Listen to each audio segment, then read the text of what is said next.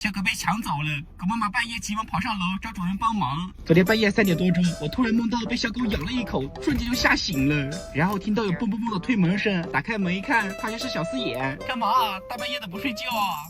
他一副很着急的样子，看到我出来就跑下楼了。一般情况下，他这么着急，肯定是小狗出啥事了。我以为小狗又被红雷抢走了，到红雷狗窝一看，发现红雷不在家，又打算到小四眼狗窝看一下，结果那场面把我惊呆了，一坨红雷就这么水灵灵的坐到小四眼的狗窝上。我的天哪，大傻雷，你怎么跑到小四眼的狗窝里面来啊？还把小狗也叼过来了，你想干嘛？想霸占小四眼的狗窝吗？难怪小四眼大半夜的跑上来找我呢，窝都被占了，叫我过来帮他评理的。红雷真的是把他一家5口都搬过来了，除了他自己，还有4只没有睁开眼睛的小狗。小四眼在旁边一脸无语，我估计他心里面都把红雷骂了1万遍。睡得好好的，那傻红雷一过来就把我赶走了，我又打不过他。这红雷正好体型比小四眼大1圈，就这么欺负小四眼。他看到我过来，还怕我骂他，假装自己很忙，一直在帮那白色小狗舔毛，都舔了5分多钟了。起来，把狗窝还给小四眼。我听不到。上次红雷偷小四眼的小狗，把2只小狗丢到他的狗窝里面，被我臭骂了一顿。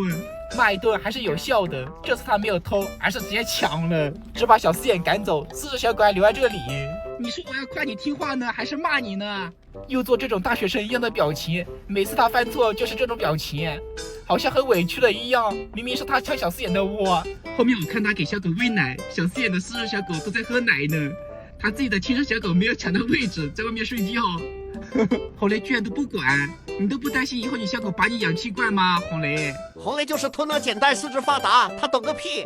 也不能让小四眼等太久了，我想着赶紧把红雷给赶走，但是怎么赶他都不肯走，他又重又脏，我又不想抱他。后面我想着既然红雷不肯走，那直接把他小狗抱走就行了。果然我一把他小狗抱走，他就跟出来了，老老实实的躺回窝里。压到小狗了，你这大傻雷！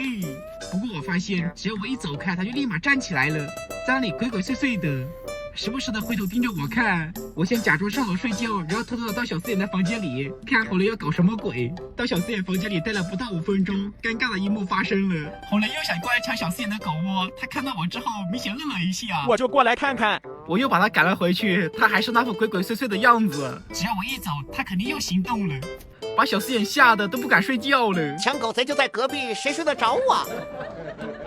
后面我找了个东西，把红雷的房间锁了起来。本来房间开着是想方便他上厕所的，看来没必要了。